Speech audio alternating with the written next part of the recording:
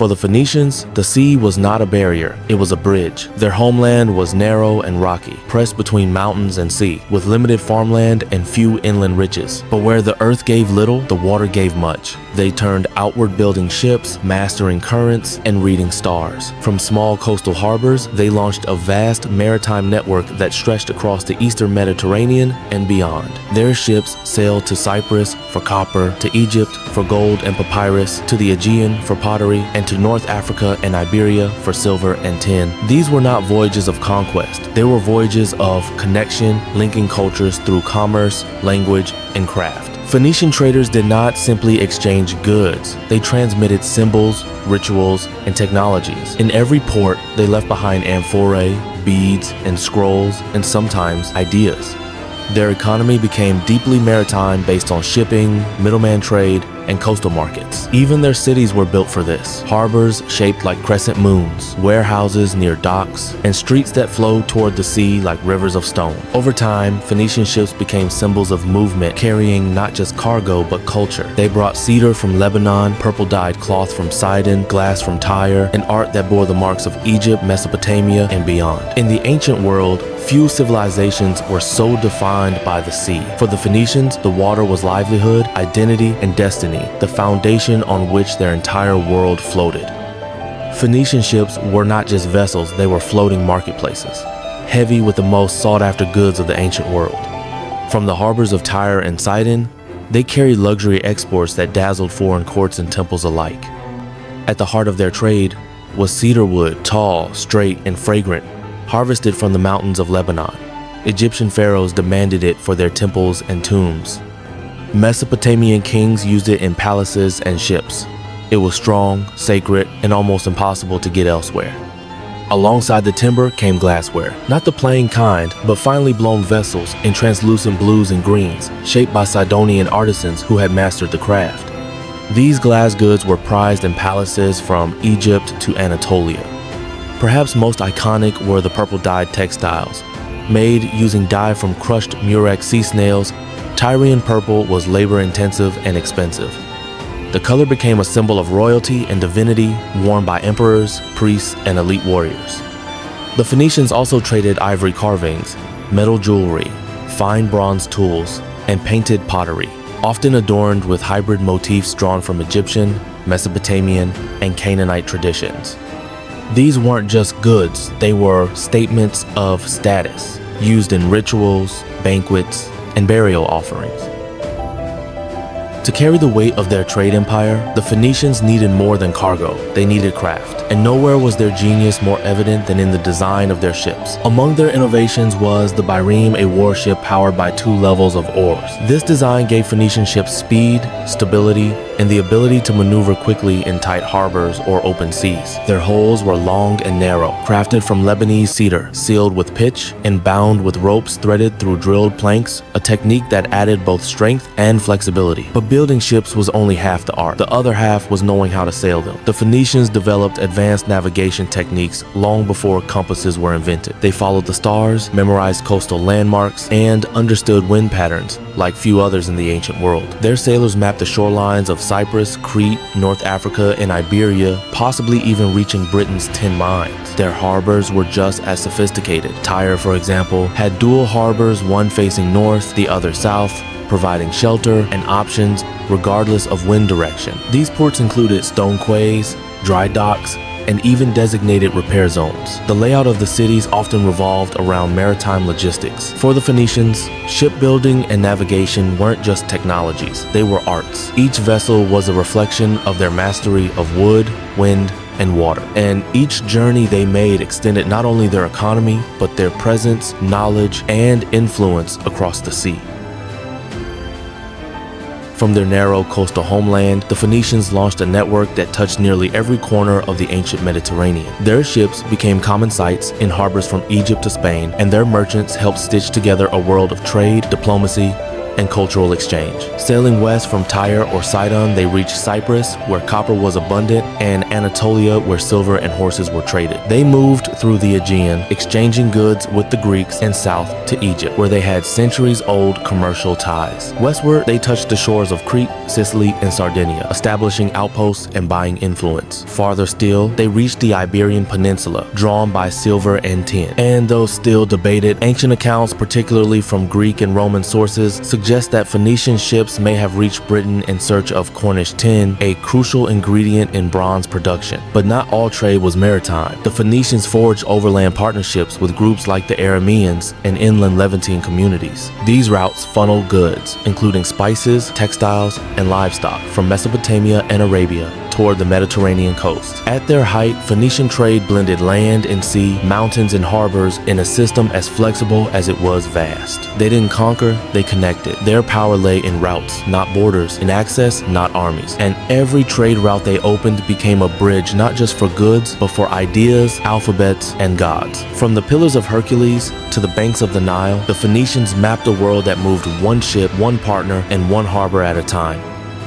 As their trade networks grew wider, the Phoenicians needed more than ships and sea routes. They needed anchors, outposts, safe harbors, strategic footholds. So, beginning around the 10th century BC, they began to establish colonies not to build an empire, but to sustain a commercial web that spanned continents. These colonies were placed with precision. Kishan, on Cyprus, gave them access to copper. Gadir, now Cadiz, on the Atlantic coast of Iberia, opened routes to silver and tin. Malta provided a vital mid-sea refueling point. Mancha, off the coast of Sicily, secured routes between Italy and North Africa. And in Tunisia, the city of Utica became a major western hub long before Carthage rose to power. Phoenician colonization was usually peaceful. They didn't arrive with armies, they arrived with goods. They negotiated with local populations, built temples to their gods, and established trade zones. Many colonies began as seasonal trading posts and grew into permanent cities over generations. Each colony retained ties to its founding city, often Tyre or Sidon, but also developed its own character. Colonies became cultural hybrids, where Phoenician, religion, art, and language blended with local customs. Shrines to Astarte and Melkart stood beside foreign marketplaces. Even scripts merged, influencing later writing systems from Iberia to Italy. This overseas expansion was not about domination, it was about distribution. It allowed the Phoenicians to control resources, trade timing, and regional access without needing land-based conquest. Wherever they landed, they left a footprint of cedar, purple cloth, and sacred flame, and in doing so, they transformed the entire Western Mediterranean into a connected maritime world. Among the many outposts founded by the Phoenicians, one would rise far beyond its original role, a city that would shape the destiny of the Western Mediterranean for centuries. Its name was Carthage. According to ancient tradition preserved by Greek and Roman historians, Carthage was founded by settlers from Tyre around 814 BC, led by a noblewoman sometimes named Alyssa or Dido. What began as a modest trading post on the coast of modern Tunisia quickly grew into a strategic powerhouse. Carthage offered what few Phoenician colonies could: a large harbor, fertile hinterlands, and a commanding position between Africa, Sicily, and Iberia. It soon became the hub of Phoenician trade in the Western Mediterranean, overshadowing older colonies like Utica and even exerting influence over distant settlements in Spain and North Africa. Though Carthage remained loyal in culture-worshipping Melkart, using the Phoenician script and maintaining ties with Tyre, its role evolved. Unlike its eastern ancestors, Carthage developed a more territorial mindset. It built walls, raised armies, and created defensive alliances. Over time, it became not just a trader, but a regional power defending its interests with fleets and soldiers. By the 6th century BC, Carthage was no longer simply a colony, it was the new western capital of a Phoenician world in transformation. It preserved the legacy of Tyre while forging its own identity, one that would eventually rival the greatest empires of the classical age. In Carthage, we see the shift from commerce to control, from sea routes to sovereignty, the turning point between Phoenicia's maritime past and its military future.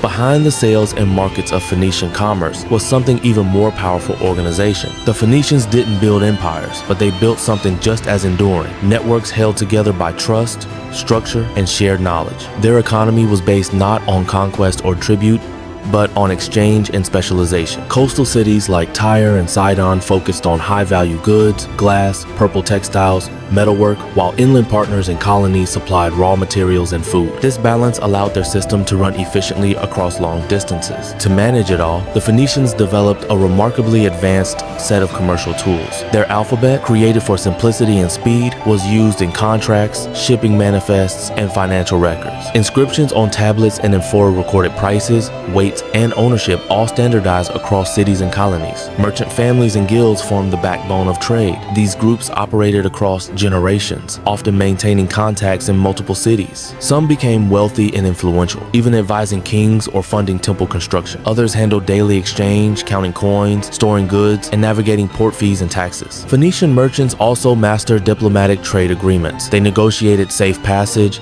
tax exemptions, and port rights from foreign rulers, especially in Egypt, Anatolia, and North Africa. These agreements were honored not by force, but by reputation, the understanding that Phoenicians brought value and reliability wherever they went. Their success was never just about goods, it was about systems, trust between ports, shared standards, a flexible but consistent structure. In a world of kingdoms and armies, the Phoenicians proved that an economy without borders could become more powerful than one built by conquest. The Phoenicians traded more than glass, cedar, and cloth. They traded symbols, scripts, styles, and stories shaping the ancient world in ways far deeper than coin or cargo could ever measure. As they moved between Egypt, Anatolia, Mesopotamia, and Greece, the Phoenicians became cultural intermediaries, carriers of ideas as much as materials. Their alphabet, born from earlier Semitic scripts, was shared with the Greeks, who adapted it, adding vowels, and creating the foundation of modern writing systems, including Latin, Hebrew, and Arabic. But their influence didn't stop at letters. Phoenician art, with its blend of Canaanite motifs, Egyptian iconography, and Mesopotamian geometry, spread through colonies and trade hubs. Carved ivory panels, decorated amphorae, and embossed metalwork, all bearing the unmistakable Phoenician touch, have been found from Sardinia to Cyprus, from Tunisia to the Aegean. Their religious symbols, especially those of Astarte, Melkart, and Baal, appeared in temples far from Phoenicia's shores. Some were reinterpreted by Greek and Roman cultures. Melkart became associated with Heracles, Astarte with Aphrodite. Their gods sailed with their merchants and were reborn in foreign myths. Technologies, too, traveled in their wake. Shipbuilding methods, dyeing techniques, and glass blowing all made their way westward, carried by craftsmen and apprentices who moved where the markets took them. What made the Phoenicians unique was not domination, but diffusion. Through peaceful exchange, they stitched together the ancient world. Their legacy isn't carved into monuments or written in conquest, it's scattered across the Mediterranean in alphabets, artifacts, and echoes. They built bridges, not empires, and those bridges still stand in the language, art, and symbols we use today.